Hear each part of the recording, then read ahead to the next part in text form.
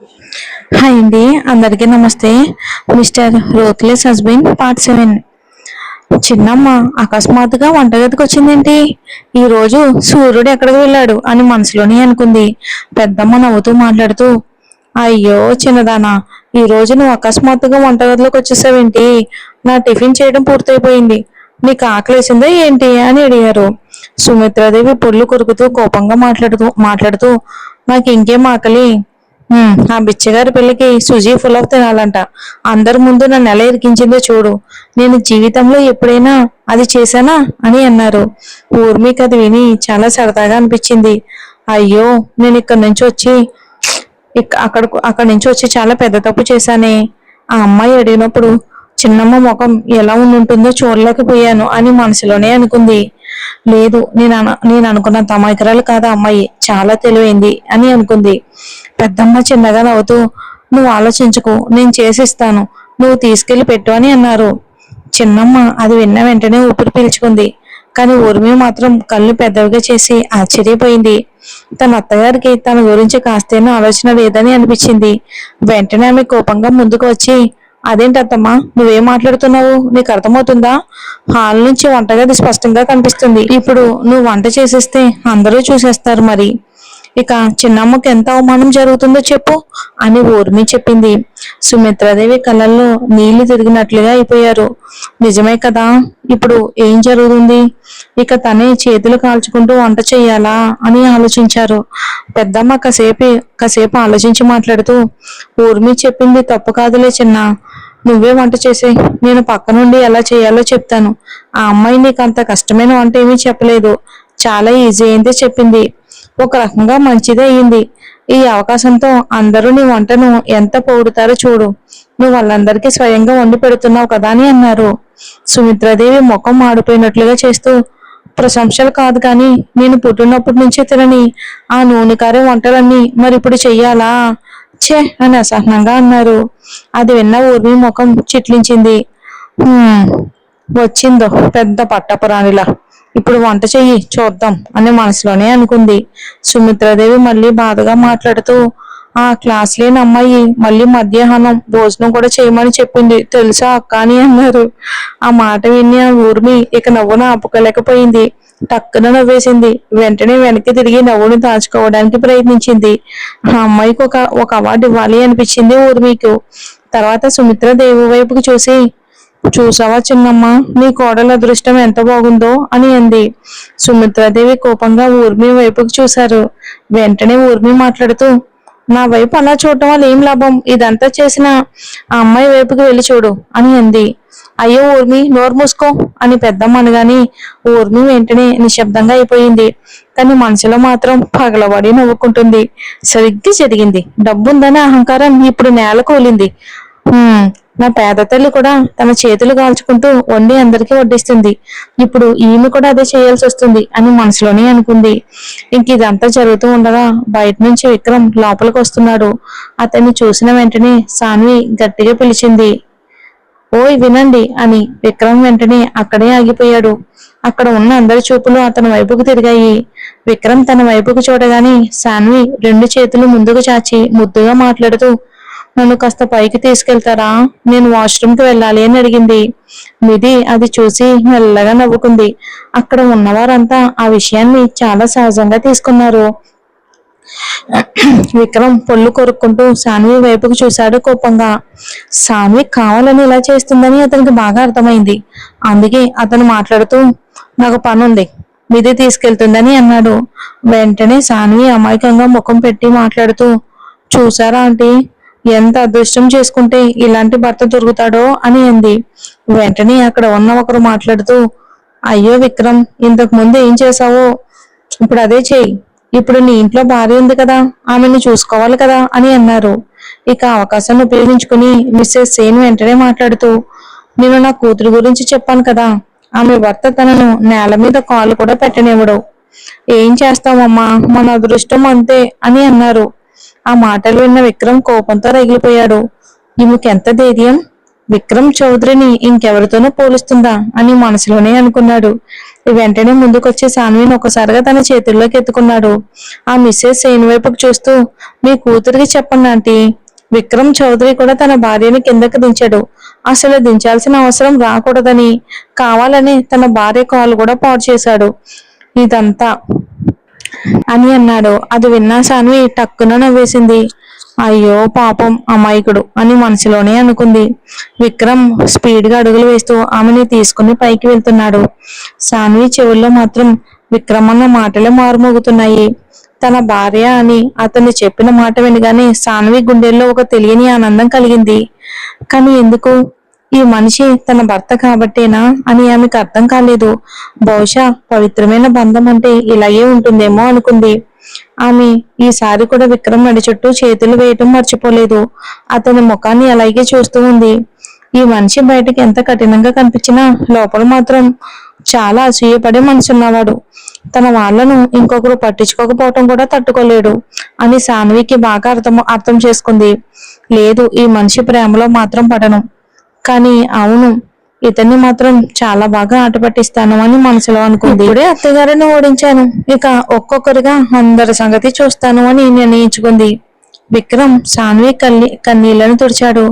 సాన్విని తీసుకుని వాష్రూమ్ ముందు వరకు వచ్చిన విక్రమ్ ఆమెను కిందకి దించాడు. సాన్వి చుట్టూ చూసి ఆశ్చర్యపోయింది. విక్రమ్ తనను తన గదిలోకి తీసుకొచ్చాడని అర్థమైంది. విక్రమ్ గది ఆమెకు ముందే చాలా నచ్చింది. ఆ పెద్ద గదిలో దేశీయ వస్తువులు కూడా చాలా తక్కువగా ఉన్నాయి. ఎక్కువగా విదేశీ వస్తువులతోనే నిండి ఉంది. అయినా చూడటానికి ఏమాత్రం చెడ్డగా అనిపించడం లేదు. ఒకవైపు అందంగా కృత్రిమ మొక్కలను అమర్చాడు.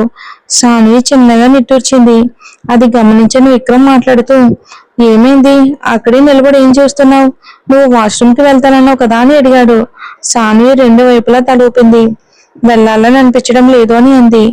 విక్రమ్ చిరాగ్గా ఆశ్చర్యంతో అంటే అని అన్నాడు. సాన్వి అతని వైపుకు చూస్తూ, అంటే మీరు అసలు పనికిరాని వ్యక్తి కదా, ఏ పని చేయరు, అందుకే మీకు ఒక పని ఇచ్చాను, నన్ను పైకి తీసుకురావటం, మళ్ళీ కిందకి తీసుకెళ్లటం, అర్థమైందా అని అంది.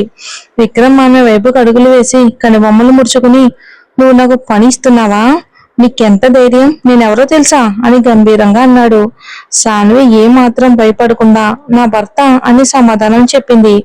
విక్రమ్ పళ్ళు బిగిపెట్టి, అది నా దురదృష్టం అని అన్నాడు. వెంటనే సాన్వి కూడా వెనక్కి తగ్గకుండా, అదే కదా నేను కూడా చెప్తున్నాను, మీలాంటి చెడ్డ మనిషిని పెళ్లి చేసుకోవటం నా దురదృష్టం అని అంది.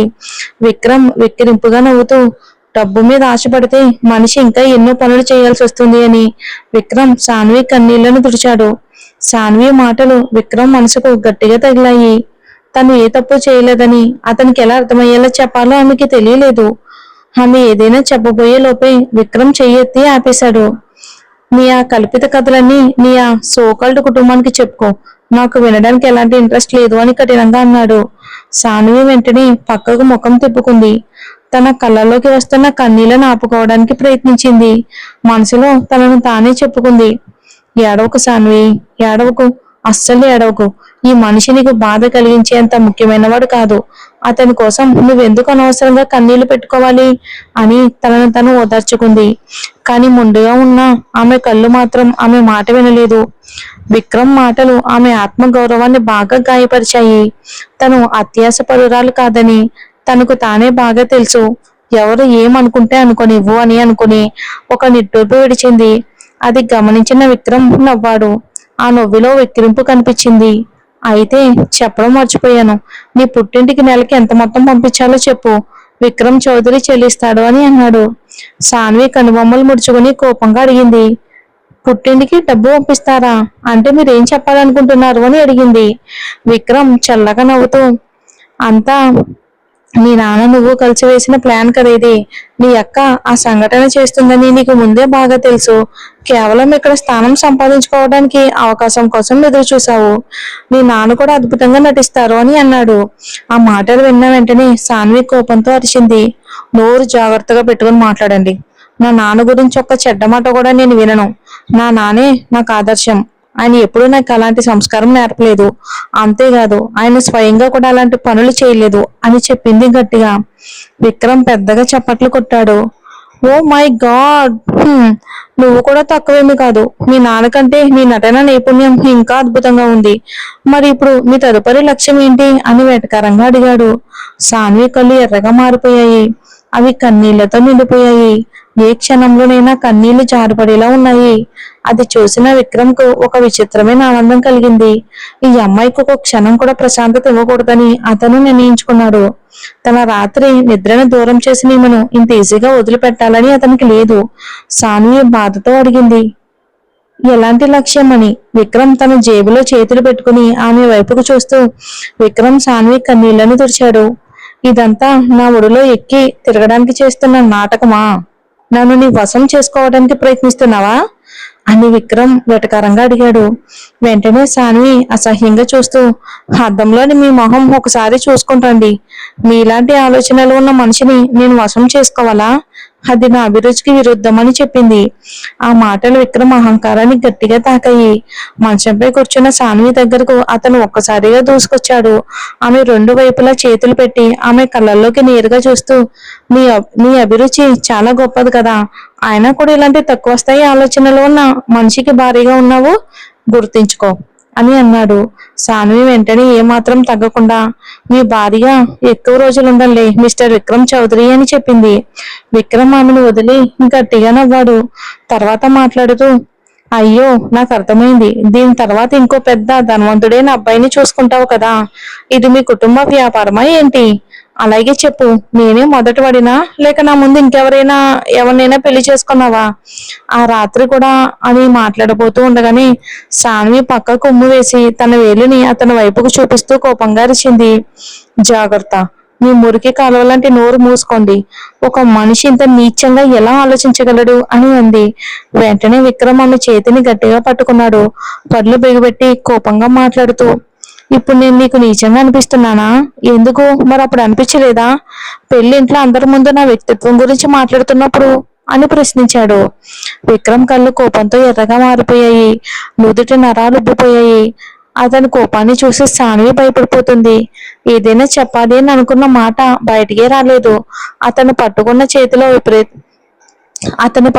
చేతిలో విపరీతమైన నొప్పి రావడంతో తట్టుకోలేక ఏడ్చేసింది. ఇక ఏడుస్తూనే ప్లీజ్ వదిలేయండి, నాకు నొప్పిగా ఉంది, నేను నిజంగా ఏమీ చేయలేదు అని వేడుకుంది. వెంటనే విక్రమ్ ఆమె చేతిని వదిలేశాడు. అతని కోపంతో తలలో నరాలు తెగిపోతున్నట్టుగా అనిపించింది. అతనికి తన కోపాన్ని అదుపు చేసుకోలేకపోయాడు.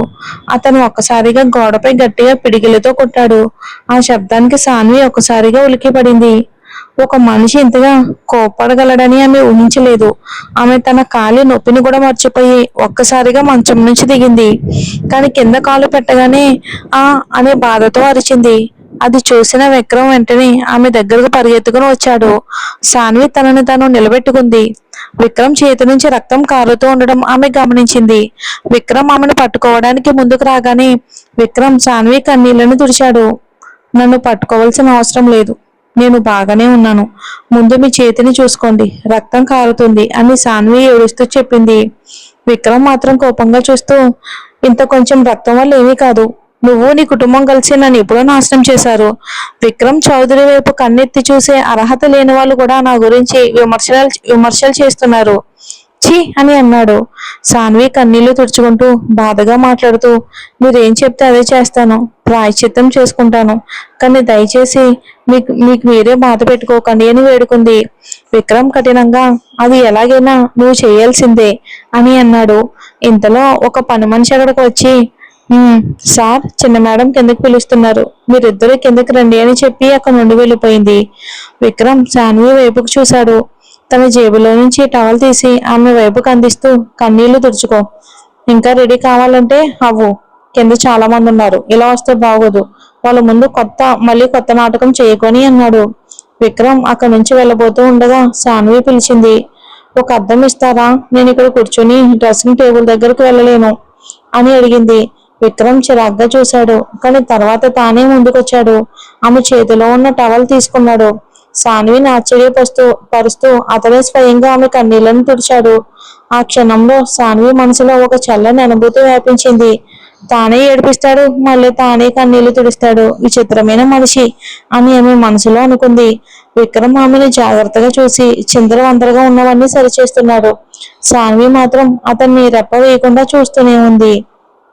మరి ఏం జరుగుతుంది ఏంటి అనేది మనం వచ్చే ఎపిసోడ్లో చూద్దాం. వీరిద్దరూ ఒకటవుతారా లేదా పెళ్లి అనే బంధంలో తెలుసుకుందాం.